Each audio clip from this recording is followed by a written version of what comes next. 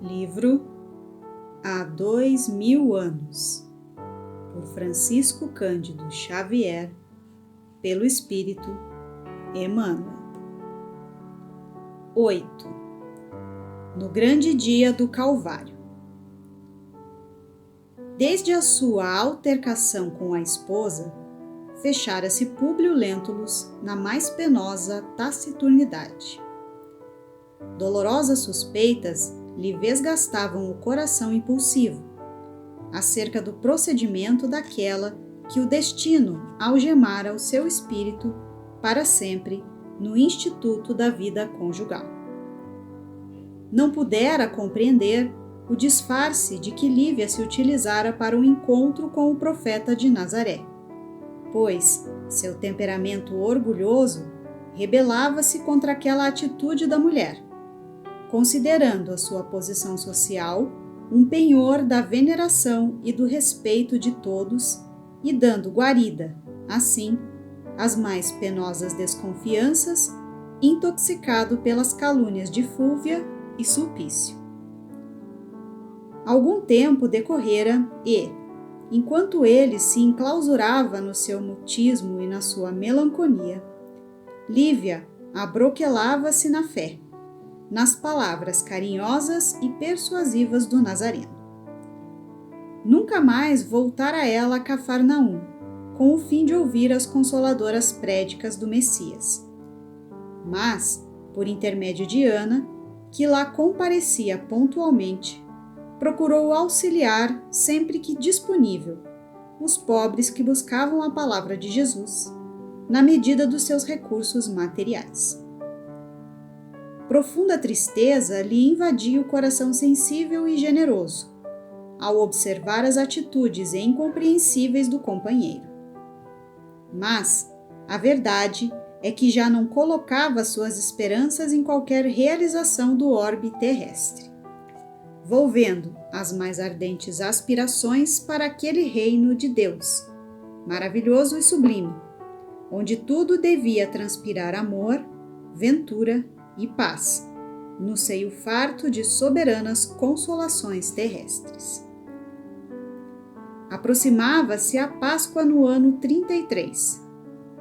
Numerosos amigos de Públio haviam aconselhado a sua volta temporária a Jerusalém, a fim de intensificar os serviços da procura do filhinho, no curso das festividades que concentravam na época as maiores multidões da Palestina, estabelecendo possibilidades mais amplas ao reencontro do desaparecido. Peregrinos incontáveis de todas as regiões da província dirigiam-se para Jerusalém, a participar dos grandes festejos, oferecendo, simultaneamente, os tributos de sua fé no suntuoso templo. A nobreza indígena também se fazia notar ali, em tais circunstâncias, através de seus elementos mais representativos. Todos os partidos políticos se arregimentavam para os serviços extraordinários das solenidades que reuniam as maiores massas do judaísmo, encaminhando-se para lá os homens mais importantes do tempo. As autoridades romanas, por sua vez, concentravam-se igualmente em Jerusalém, na mesma ocasião, reunindo-se na cidade quase todos os centuriões e legionários, destacados a serviço do império nas paragens mais remotas da província. Públio Lentulus não desdenhou o alvitre e, antes que a cidade se enchesse de romeiros e exploradores, já ali se encontrava com a família, fornecendo instruções aos servos de confiança, conhecedores do pequenino Marcos, de maneira a estabelecer um cordão de investigadores atentos e permanentes, enquanto perdurassem os festejos. Em Jerusalém, o convencionalismo social não se modificara, notando-se apenas a circunstância de Públio haver dispensado a residência do tio Sálvio, adquirindo uma vila confortável e graciosa em plena rua movimentada, de onde pudesse observar igualmente as manifestações populares. As vésperas da Páscoa chegaram com a volumosa preemar de peregrinos de todas as classes e de todas as localidades provinciais. Interessante observar-se, naqueles blocos heterogêneos de povo, os hábitos mais díspares entre si. Caravanas, sem conto, revelando os mais esquisitos costumes, atravessavam as portas da cidade, patrulhadas por numerosos soldados pretorianos. E enquanto o senador fazia comparações de ordem econômica, social e política, observando as massas de povo que afluíam às ruas movimentadas, vamos encontrar Lívia em palestra íntima com a serva de sua amizade e confiança. Sabeis, senhora, que também o Messias chegou ontem à cidade? Exclamava Ana com um raio de alegria nos grandes olhos. Verdade? Perguntou Lívia, surpresa. Sim, desde ontem chegou Jesus a Jerusalém, saudado por grandes manifestações populares. A ressurreição de Lázaro, em Betânia, confirmou suas divinas virtudes de Filho de Deus, entre os homens mais descrentes dessa cidade. E acabo de saber que a sua chegada foi objeto de imensas alegrias de parte do povo. Todas as janelas se enfeitaram de flores para sua passagem triunfal. As crianças espalharam palmas verdes e perfumadas no caminho, em homenagem a ele e aos seus discípulos. Muita gente acompanhou o mestre desde as margens do lago de Genezaré, seguindo-o até aqui, através de todas as localidades. Quem me trouxe a notícia foi um conhecido pessoal, portador do tio Simeão, que também veio a Jerusalém nessa grande caminhada, apesar da sua idade avançada. Ana, essa notícia é muito confortadora, disse-lhe a senhora com bondade. E se eu pudesse ouvir a palavra do mestre, onde quer que fosse. Mas, bem sabes as dificuldades para a consecução deste intento. Entretanto, ficas livre de tuas obrigações e trabalhos durante a permanência de Jesus em Jerusalém, de modo a bem aproveitares as festas da Páscoa, ouvindo ao mesmo tempo as prédicas do Messias, que tanto bem nos fazem ao coração. E entregando à criada um indispensável auxílio pecuniário, observava que Ana partia satisfeita em demanda das cercanias do Monte das Oliveiras, onde estacionavam massas compactas de peregrinos, entre os quais se notava a presença do velho Simeão, de Samaria, romeiro desassombrado que não trepidara, apesar da idade avançada, em aderir ao movimento das peregrinações pelos mais escabrosos e longos caminhos. Em casa de Lentulus, não havia tanto interesse pelas grandes festividades do judaísmo. Um único motivo justificava a presença do senador em Jerusalém, naqueles dias turbulentos: o da busca incessante do filho, que parecia perdido para sempre. Diariamente, ouvia os servos de confiança após as diligências empreendidas e, de instante em instante, sentia-se mais acabrunhado por acerbas desilusões, considerando a luta inútil naquelas pesquisas exaustivas e infrutíferas. Na vivenda clara e ajardinada, as horas passavam vagarosas e tristes. Embalde, se movimentavam as ruas, patrulhadas por soldados e cheias de criaturas de todos os matizes sociais. O vozerio das ruidosas manifestações populares transpunha aquelas portas quase silenciosas, como ecos apagados de rumores longínquos. A penosa situação conjugal em que se colocara separava o senador da mulher, como se estivessem irremediavelmente distantes um do outro e destruídos os laços sagrados do coração. Foi a esse retiro de calma aparente que Ana voltou, certa manhã, passados alguns dias, a fim de cientificar a senhora da inesperada prisão do Messias. Com a simplicidade espontânea e sincera da alma popular que ela encarnava, a serva humilde historiou, com os mais íntimos pormenores, a cena provocada pela ingratidão de um dos discípulos, em virtude do despeito e da ambição dos sacerdotes e fariseus do templo da grande cidade israelita.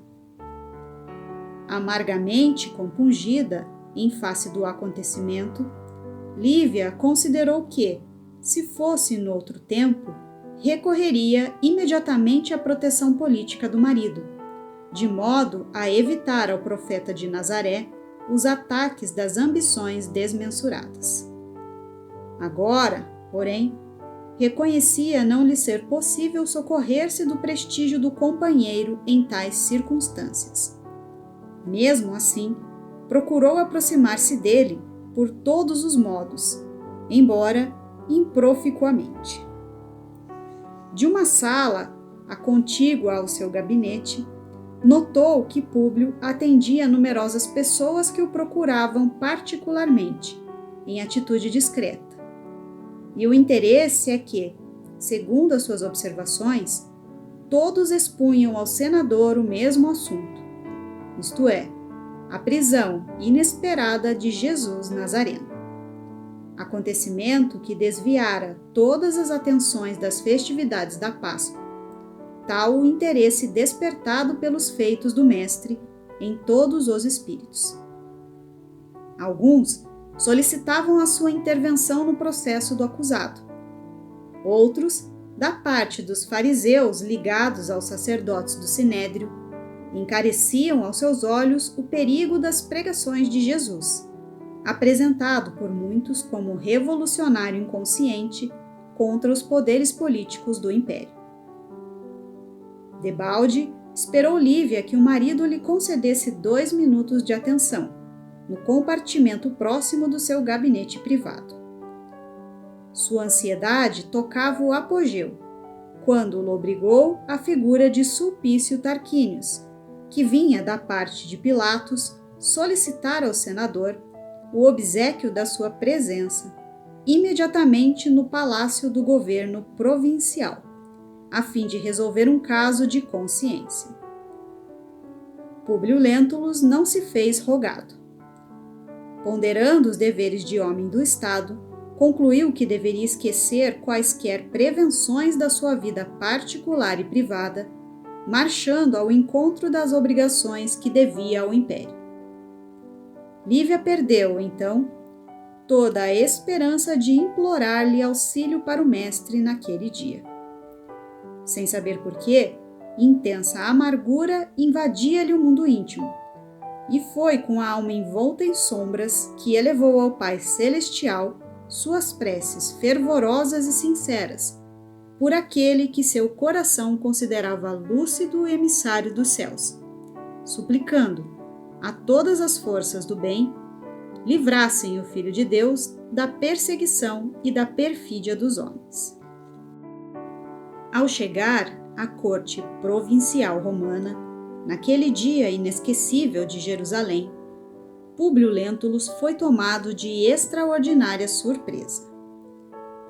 Ondas compactas de povo se adensavam na praça extensa, em gritaria ensurdecedora. Pilatos recebeu-o com deferência e solicitude, conduzindo-o a um gabinete amplo, onde se reunia pequeno número de patrícios escolhidos a dedos em Jerusalém.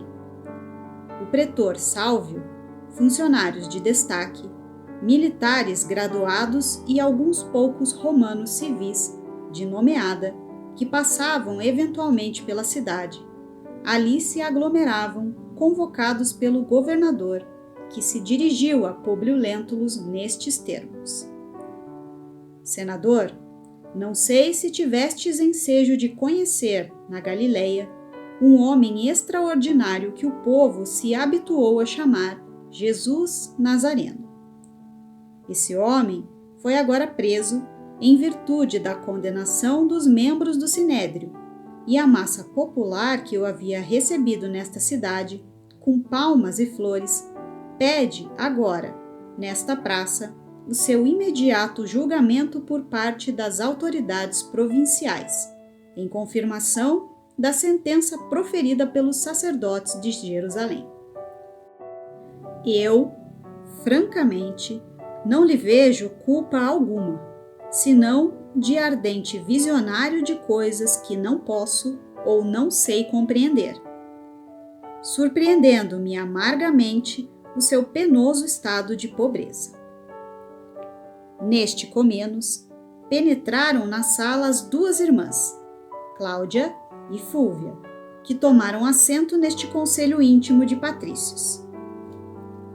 Ainda esta noite, continuou Pilatos, apontando para a esposa, parece que os augúrios dos deuses se manifestaram para minha orientação, pois Cláudia sonhou que uma voz lhe recomendava que eu não deveria arriscar minha responsabilidade no julgamento deste homem justo.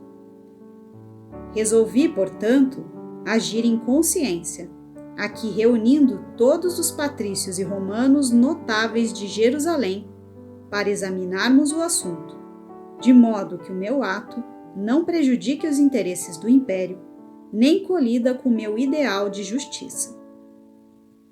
Que dizeis, pois, dos meus escrúpulos na qualidade de representante direto do Senado e do imperador entre nós, nesse momento? Vossa atitude, obtemperou o senador, compenetrado de suas responsabilidades, revela o máximo critério nas questões administrativas. E, recordando no íntimo os bens que havia recebido do profeta com a cura da filhinha, embora as dúvidas levantadas por seu orgulho e vaidade, continuou. Conheci de perto o profeta de Nazaré, em Cafarnaum, onde ninguém o tinha na conta de conspirador ou revolucionário. Suas ações, ali, eram as de um homem superior, caridoso e justo, e jamais tive conhecimento de que sua palavra se erguesse contra qualquer instituto social ou político do império. Certamente, alguém o toma aqui como pretendendo a autoridade política da Judéia, cevando-se no seu nome as ambições e o despeito dos sacerdotes do templo. Mas, já que guardais no coração os melhores escrúpulos, por que não enviais o prisioneiro ao julgamento de Antipas, a quem, com mais propriedade, deve interessar a solução de semelhante assunto? Representando nesses dias o governo da Galileia aqui em Jerusalém, acho que ninguém, melhor que Herodes, pode resolver em sã consciência um caso como este, considerando-se a circunstância de que julgará um compatrício seu, já que não vos supondes de posse de todos os elementos para proferir sentença definitiva nesse processo insólito. A ideia foi unanimemente aceita, sendo o acusado conduzido à presença de Herodes Antipas, por alguns centuriões, obedecendo-se rigorosamente às determinações de Pilatos neste sentido. Todavia, no palácio do tetrarca da Galileia, foi Jesus de Nazaré recebido com profundo sarcasmo. Apelidado pela gente simples como Rei dos Judeus e simbolizando a esperança de certas reivindicações políticas para numerosos de seus seguidores, entre os quais se incluía o famoso discípulo de Queiroz, o mestre de Nazaré foi tratado pelo príncipe de Tiberíades como vulgar conspirador, humilhado e vencido. Antipas, porém, para fazer sentir ao procurador da Judéia a conta de ridículo em que tomava os seus escrúpulos, mandou que se tratasse o prisioneiro com o máximo de ironia. Vestiu-lhe uma túnica alva, igual à indumentária dos príncipes do tempo, colocando-lhe nos braços uma cana imunda à guisa de cetro. e coroou-lhe a fronte abatida com uma auréola de venenosos espinhos, devolvendo a sanção de Pilatos, no turbilhão de gritarias da populaça exacerbada. Muitos soldados romanos cercavam o acusado, protegendo-o das investidas da massa furiosa e inconsciente. Jesus, trajando, por irrisão, a túnica da realeza, coroado de espinhos e empunhando uma cana como símbolo do seu reinado no mundo, deixava transparecer nos olhos profundos indefinível melancolia. Cientificado de que o prisioneiro era devolvido por Antipas ao seu julgamento, o governador dirigiu-se novamente aos seus conterrâneos, exclamando: Meus amigos, não obstante nossos esforços, Herodes apela também para nós outros, a fim de se confirmar a peça condenatória do profeta Nazareno, recambiando-o com a sua situação penosamente agravada perante o povo, porquanto, como suprema autoridade em Tiberíades, tratou o prisioneiro com revoltante sarcasmo, dando-nos a entender o desprezo com que supõe deva ele ser encarado pela nossa justiça e administração. Tão amarga situação contrista-me bastante, porque o coração me diz que esse homem é um justo. Mas que fazermos em semelhante conjuntura? Da câmara isolada, onde se reunia o apressado e reduzido conselho de patrícios, podiam observar-se os ecos rumorosos da turba amotinada em espantosa gritaria. Um ajudante de ordens do governador, de nome Políbios, homem sensato e honesto, penetrou no recinto, pálido e quase trêmulo, dirigindo-se a Pilatos. Senhor governador, a multidão enfurecida ameaça invadir a casa, se não confirmardes a sentença condenatória de Jesus Nazareno dentro do menor prazo possível. Mas isso é um absurdo, retrucou Pilatos, emocionado. E, afinal, que diz o profeta em tais circunstâncias? Sofre tudo sem uma palavra de recriminação e sem um apelo oficial aos tribunais de justiça? Senhor, replicou Políbios, igualmente impressionado. O prisioneiro é extraordinário na serenidade e na resignação. Deixa-se conduzir pelos algozes com a docilidade de um cordeiro e nada reclama, nem mesmo o supremo abandono em que o deixaram quase todos os diletos discípulos da sua doutrina. Comovido com seus padecimentos, fui falar-lhe pessoalmente, e inquirindo-o sobre os seus martírios, afirmou que poderia invocar as legiões de seus anjos e pulverizar toda a Jerusalém dentro de 1 minuto, mas que isso não estava nos desígnios divinos, e, sim, a sua humilhação infamante, para que se cumprissem as determinações das Escrituras. Fiz-lhe ver, então, que poderia recorrer à vossa magnanimidade a fim de se ordenar um processo dentro de nossos dispositivos judiciários, de maneira a comprovar sua inocência e, todavia, recusou semelhante recurso, alegando que prescinde de toda a proteção política dos homens, para confiar tão somente numa justiça que diz ser a de seu Pai que está nos céus. Homem extraordinário, revidou Pilatos, enquanto os presentes o acompanhavam estupefatos. Políbios, continuou ele, que poderíamos fazer para evitar-lhe a morte nefanda nas mãos criminosas da massa inconsciente? Senhor, em vista da necessidade de resolução rápida, sugiro a pena dos açoites na praça pública, por ver se assim conseguimos amainar as iras populares, evitando ao prisioneiro a morte ignominiosa nas mãos de scelerados sem consciência. Mas os açoites?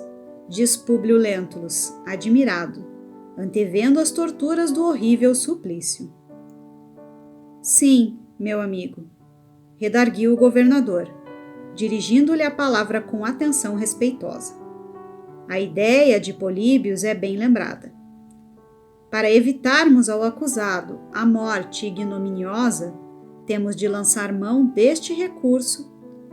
Vivendo na Judéia há quase 7 anos, conheço este povo e sei de suas temíveis atitudes quando as suas paixões se desencadeiam. O suplício foi, então, ordenado no pressuposto de evitar maiores males. Diante de todos, foi Jesus açoitado de maneira impiedosa, aos berros estridentes da multidão amotinada. Nesse instante doloroso, Públio e alguns romanos se ausentaram por momentos da câmara privada onde se reuniam, a fim de observarem os movimentos instintivos da massa fanática e ignorante. Não parecia que os peregrinos de Jerusalém haviam acorrido à cidade para as comemorações alegres da Páscoa, mas tão somente para procederem à condenação do humilde Messias de Nazaré. De quando em quando, fazia-se mister o concurso decidido de centuriões desassombrados, que dispersavam certos grupos mais exaltados a golpes de chanfalho. O senador fez questão de aproximar-se do supliciado nas suas provações dolorosas e extremas.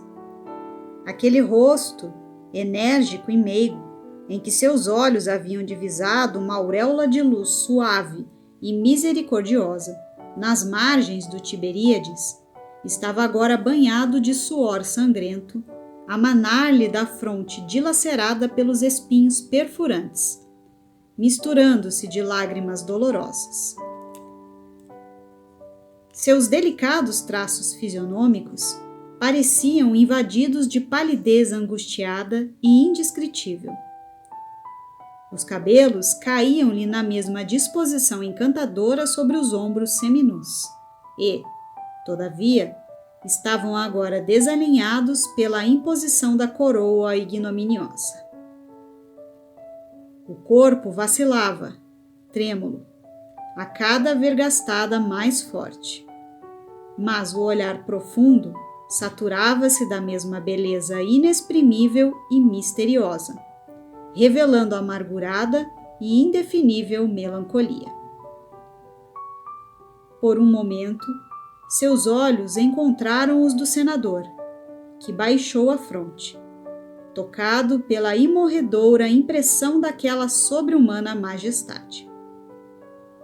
Públio Lentulus voltou intimamente compungido ao interior do palácio, onde, daí a poucos minutos, retornava a Políbios, cientificando o governador de que a pena do açoite não havia saciado, infelizmente, as iras da população enfurecida, que reclamava a crucificação do condenado. Penosamente surpreendido, exclamou o senador, dirigindo-se a Pilatos com intimidade: Não tendes, porventura, algum prisioneiro com processo consumado que possa substituir o profeta em tão horrorosas penas? As massas possuem alma caprichosa e versátil, e é bem possível que a de hoje se satisfaça com a crucificação de algum criminoso em lugar desse homem, que pode ser um mago ou visionário, mas é um coração caridoso e justo.